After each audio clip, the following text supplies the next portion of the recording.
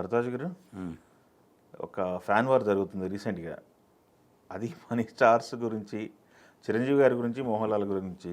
ఇద్దరు ఫ్యాన్స్ అవును social media వేదికగా బిగ్ ఫైట్ చూసారా? అది చూసాను. స్క్రీన్ షాట్లు అన్నీ చూసారా? ట్విట్టర్లో ఏం జరుగుతుంది అనేది? అంటే ట్విట్టర్ వేదికగా ఇద్దరు తారల అభిమానులు బాహాబాహి కలబడుతున్నారు. ఈ కలబడుతున్నటువంటి సందర్భంలో రకరకాల కంపారిజన్స్ తీసుకొస్తున్నారు. మోహన్ లాల్కు చిరంజీవి అభిమానుల మధ్య గొడవ ఏంటి అనేది ఇప్పుడు డిస్కషన్ బాగా. అంటే లూసిఫర్ పార్ట్ 2 రిలీజ్కి రెడీ అవుతోంది. ఓకే. ఈ బ్యాక్డ్రాప్లో ఈ ఘర్షణ మొదలై ఉండొచ్చు. అంటే ఆ సినిమాని గాడ్ ఫాదర్ పేరుతో తెలుగులో పార్ట్ 1 చేశారు. అవును, చేశారు. అది ప్రాపర్ రిజల్ట్ ఇవ్వలేదు తెలుగులో. కానీ యాక్చువల్గా మలయాళం సినిమా తెలుగులో డబ్ అయ్యి ఒక ఓటీటీ ప్లాట్ఫామ్లో విపరీతంగా రన్ అవుతున్నటువంటి టైంలో ఈ సినిమా రిలీజ్ అయింది. దానితో కంపారిజన్ వచ్చేసి ఈ సినిమా ఇబ్బంది పడింది. ఈ కంపారిజన్ లేకపోతే డెఫినెట్గా ఆడుండేది. అది ఈ మధ్య ఆయన ఆత్మవిమర్శ కూడా చేసుకున్నాడు చిరంజీవి గారు. అది రీమేక్ చేసి ఉండకుండా ఉంటే బాగుండేది అని. ఏదేమైనా కానీ పరిస్థితి అలా డ్రైవ్ అయింది. ఇప్పుడు మోహన్ లాల్కి చిరంజీవికి కంపేర్ చేస్తూ, అంటే అతను మహానటుడు, ఏమాత్రము అంటే ఏ విధంగా చూసినా కానీ కంపేర్ చేయలేరు, చిరంజీవిలాగా డ్యాన్స్ చేయగలడా అని చెప్పి వీళ్ళు సవాల్ విసురుతున్నారు. కానీ మోహన్ లాల్కి కూడా ఒక డ్యాన్సింగ్ హిస్టరీ ఉంది. అంటే ఒక సినిమాలో ఆయన భరతనాట్య కళాకారుడిగా కనిపించాల్సి వచ్చినప్పుడు ఆయన క్షుణ్ణంగా నృత్యం నేర్చుకుని ఆ పాత్ర చేసినటువంటి ఒక సందర్భం ఉంది. ఓకే. కాబట్టి క్యారెక్టర్కి డెడికేట్ అయిపోయి నటించేటువంటి నటులు వీళ్ళు. అలాగే చిరంజీవి ముందుకి శుభలేఖ అనే సినిమా అప్పుడు ఆయన మొత్తం భారతీయ నృత్య రీతులన్నింటినీ ప్రదర్శించాలి. ఒక యాడ్ ఫిలిం ఉంటుంది దానిలో, సినిమాలో. ఆ యాడ్ ఫిలింలో అన్ని డ్యాన్సులు చేయాలి. కూచిపూడి, కథకళి అన్నీ చేయాలి. ఇవన్నీ కూడా శేషు మాస్టర్ దగ్గర నేర్చుకుని వచ్చి చేశాడు ఆయన. శేషు మాస్టరే ఒక ఇంటర్వ్యూలో చెప్పాడు, అప్పుడు చాలా తొందరగా ఆకలింపు చేసుకుని చేశాడు ఇతను, ఇబ్బంది పెట్టకుండా అని మాట్లాడాడు ఆయన చిరంజీవి గురించి. అలా చిరంజీవికి ఒక డాన్సింగ్ ఇమేజ్ ఉంది. బాలచందర్ గారు ఒక మాట అనేవాడు చిరంజీవి గురించి. రజనీకాంత్, కమల్ హాసన్ ఇద్దరు 2 జానర్స్కు చెందినటువంటి హీరోలు వాళ్ళు. కానీ తెలుగులో ఆ ఇద్దరి అవసరం లేకుండా ఒకడే ఈ 2 చేస్తున్నాడు అని. అంటే కమల్ హాసన్ లాగా డ్యాన్సు చేయగలడు, రజనీకాంత్ లాగా ఫైట్సు చేయగలడు. అలా 2 జానర్స్ని అద్భుతంగా పండించగలిగినటువంటి ఒక నటుడు తెలుగులో ఆవిర్భవించాడని చిరంజీవి ఎర్లీ డేస్లో బాలచందర్ గారు అన్నమాట అది. ఓకే. కాబట్టి అలాంటి కొన్ని కాంప్లిమెంట్స్ ఉన్నాయి అతనికి. కాకపోతే మోహన్ లాల్ ఒక ప్రత్యేకమైనటువంటి శైలి కలిగినటువంటి నటుడు. మమ్మూటీది ఒక స్టైలు, మోహన్ లాల్ది ఒక స్టైలు, చిరంజీవిది ఒక స్టైలు. ఇవి ఒకళ్ళతో ఒకళ్ళని కంపేర్ చేయటం అనేది కుదిరే పని కాదు. అలాగే ప్రధానంగా ఈ రీమేకుల దగ్గరకు వచ్చేసరికి కంపారిజన్ వస్తుంది. పసివాడి ప్రాణం టైంలో అది మలయాళం నుంచి తెలుగులోకి వచ్చిన సినిమానే. అయితే కంపారిజన్ లేదు ఆ రోజున. కంపారిజన్ లేకపోవడానికి కారణం ఏంటంటే కంటెంట్ అవైలబిలిటీ లేదు. అవును, కంటెంట్ అవైలబిలిటీ లేదు కాబట్టి ఇది స్ట్రైట్ సినిమా కానీ చూస్తారు జనాలు. కానీ ఇప్పుడు కంపారిజన్ వచ్చేసింది. కంపారిజన్ వచ్చిన తర్వాత ఈ చర్చలు మొదలవుతున్నాయి. అంటే తను చాలా విపరీతమైన సముద్రం లాంటి నటుడు అతను మోహన్ లాల్. అంటే చాలా గంభీరంగా ఉండి రకరకాల ఎమోషన్స్ని ఆయన అలా ఫేస్లో పలికించగలడు. అలాంటి సందర్భం వచ్చినప్పుడు, సన్నివేశం వచ్చినప్పుడు చిరంజీవి కూడా చేయగలడు. ఎందుకంటే దానికి కూడా ఉదాహరణలు ఉన్నాయి మన దగ్గర. ఆపద్బాంధవుడు సినిమాలో తను ఒక్కసారి మదింపు వేసుకుంటూ అద్దం ముందు నిలబడి ఒక షాట్ ఉంటుంది. ఆ సీన్ చాలా అద్భుతంగా నటించాడు. నిజానికి అంటే జాతీయ స్థాయిలో ఉత్తమ నటుడి పురస్కారం అందుకోదగ్గ రేంజ్లో చేయించాడు విశ్వనాథ్ గారు ఆ సినిమాలో చిరంజీవితో ఆ షాటే. కాబట్టి ఇలాంటి సందర్భం వచ్చినప్పుడు తాను ఎలివేట్ చేసుకుంటూ వెళ్ళాడు తను కూడా. అవకాశాలు రాలా. అంటే మలయాళంలో ఆయనకు అద్భుతమైనటువంటి డైరెక్టర్లు ఉన్నారు. జోషి దగ్గర నుంచి మొదలు పెడితే ఐవి శశి వీళ్ళందరూ అద్భుతమైన క్యారెక్టర్లు ఇచ్చి చేయించుకున్నారు. భరతన్ లాంటి వాడు, ఆదూరు గోపాలకృష్ణన్ గారి సినిమాల్లో కూడా నటించాడు మోహన్ లాల్. కాబట్టి వాళ్ళందరూ ఉండటం అనేది మోహన్ లాల్కి ఒక అడ్వాంటేజ్గా మారింది. కోర్స్ మన దగ్గర ఉన్నా కానీ విశ్వనాథ్ గారు వీళ్ళని ఒక్కళ్ళు. చిరంజీవికి ఏంటంటే ఒక ఏరియాలో లిమిటెడ్ అయిపోయాడు. అది ఆ పెయిన్ అతనికి ఉంది. జోనర్. సైరా టైంలో తను ఒక ఇంటర్వ్యూలో మాట్లాడుతూ చెప్పిన మాట ఏంటంటే, నేను ఆ టైంకి ఏ సినిమా కావాలో ఆ సినిమా చేసుకుంటూ వెళ్ళిపోయాను తప్ప నాకంటూ వెనక్కి తిరిగి చూస్తే నిలబడేటువంటి సినిమాలు ఏవి కనిపించవు. అంటే ఎన్టీ రామారావు గారి పేరు చెప్పగానే ఒక 10 సినిమాలు గుర్తొస్తాయి. అది తనే చెప్పిన మాటే. అన్ని జానర్స్లోనూ సాంఘికం అనగానే చిరంజీవులు, రక్త సంబంధం లాంటి సినిమాలు గుర్తొస్తాయి. పౌరాణికం అనగానే సీతారాం కళ్యాణం, దానవేరు సూరకర్ణ ఇలాంటి సినిమాలు గుర్తొస్తాయి. జానపదం అనగానే బందిపోటు, జయసింహ గుర్తొస్తాయి. ఇలా ప్రతి జానర్లో కనీసం 2 సినిమాలు చొప్పున 10 సినిమాలు గుర్తొస్తాయి.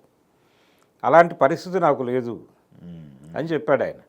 కృష్ణ అనగానే అల్లూరి సీతారామరాజు గుర్తొస్తుంది, కృష్ణరాజు అనగానే భక్త కన్నప్ప గుర్తొస్తుంది, కానీ నాకేమిటి వెనక్కి తిరిగి చూస్తే అనేది తనే ఓపెన్గా మాట్లాడినటువంటి విషయం. ఆఫ్కోర్స్. అందుకని కాస్ట్యూమ్ డ్రామాలు నా మీద నడవలేదు అనేది ఒకటి. విభిన్నమైనటువంటి జానర్స్లో నేను చేసే అవకాశం నాకు రాలేదు. దానికి కారణం ఆ టైంకి ఏ సినిమా ఏ కంటెంట్ నడుస్తుందో అది చేసుకుంటూ వెళ్ళిపోయాను, టైం అయిపోయింది అని చెప్పుకున్నాడు తను. కానీ ఈ పరిస్థితి మోహన్ లాల్కి రాలేదు. మోహన్ లాల్ కమర్షియల్ సినిమాలు చేస్తూ, జోషి లాంటి డైరెక్టర్ దగ్గర కమర్షియల్ సినిమా చేస్తూనే రెండో వైపు ఆదూరి గోపాలకృష్ణన్ లాంటి వాళ్ళ సినిమాలు కూడా చేశాడు ప్యారలల్గా. చేయటం వలన ఏమైందంటే తను నటుడిగా రిజిస్టర్ అయ్యాడు. అలాగే జాతీయ పురస్కారాలు అందుకున్నాడు. మమ్ముట్టికి కూడా అవకాశాలు దొరికినాయి. అంటే మలయాళం సినిమాకి ఉన్నటువంటి కంటెంట్ బేస్కు సంబంధించిన వ్యవహారం అది. తెలుగు సినిమాకు ఉన్నటువంటి కమర్షియల్ అవుట్లుక్కి సంబంధించిన వ్యవహారం. ఇప్పుడు కూడా ఇప్పటికీ ఆ గొడవ ఉంది. మలయాళంలో చాలా గొప్ప సినిమాలు వస్తాయి, తెలుగులో రావడం లేదు అని మాట్లాడేవాళ్ళు ఇప్పటికీ ఉన్నారు. కారణం ఏంటంటే ఇక్కడేమో రికార్డులు కొట్టడము, లేకపోతే గ్లోబల్ మార్కెట్లో ఛాలెంజ్లు విసరటము, ఈ గోల ఎక్కువ నడుస్తోంది.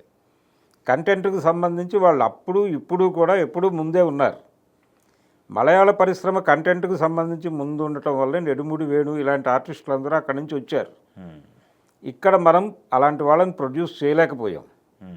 అది ఒక లోపమే నిజానికంటే. మేజర్గా పౌరాణికాలు ప్రూవ్డ్ సబ్జెక్టుల మీద వెళ్తుంది తెలుగు సినిమా. వాళ్ళు ప్రయోగం చేస్తారు. ఆ ప్రయోగం చేసిన దాన్ని పట్టుకొచ్చి మనం రీమేక్ చేస్తాం.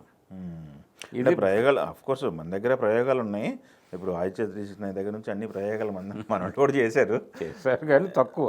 ఆఫ్కోర్స్ వాళ్ళ కథ వాళ్ళు తీసుకుంటారు. మన దగ్గరకు వచ్చేసరికి అది నవలా చిత్రం అయి ఉండాలి, లేకపోతే ఏదో ఒక పురాణం రిఫరెన్స్ ఉండాలి, లేకపోతే ఒక రీమేక్ అయి ఉండాలి. ఈ పరిమితుల్లో ప్రూవ్డ్ సబ్జెక్టుతో వెళ్ళాలి అనేటువంటి ఒక పరిమితి పెట్టుకోవడం వలన వచ్చిన ఇబ్బంది ఇది. కానీ వాళ్ళకి అది లేదు. అంటే దానికి రీజన్ ఏం చెప్తారంటే వీళ్ళు కంపారిటివ్గా అక్కడికి ఇక్కడికి బడ్జెట్ వేరియేషన్ ఉంది. అదే వచ్చింది. వాళ్ళు తీసుకున్నది ఒకవేళ అటు ఇటు అయినా కానీ పెద్ద నష్టమే ఉండదు. ఇక్కడ 100 కోట్లు కదా, ఒకవేళ అటు ఇటు అయిందంటే మళ్ళీ ఇక తిరిగి కోలుకోవటం ఉండదు ప్రొడ్యూసర్. అది అందుకని మార్కెట్ స్టడీ అక్కడికంటే ఇక్కడ ఎక్కువ జరుగుతుంది. ఏ ఎలిమెంట్స్ పెట్టాలి అనే దాని మీద ఎక్కువ ఘర్షణ జరుగుతుంది ఇక్కడ. ఆ ఘర్షణ అక్కడ లేదు.